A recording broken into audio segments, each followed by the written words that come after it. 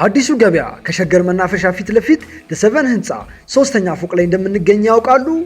አሚጎሶች ነን። በዚህኛው ቅርንጫፍ ቢሮአችን ልክ እንደ ሁልጊዜው የተሟላ አገልግሎት መስጠታችንን እንቀጥላለን።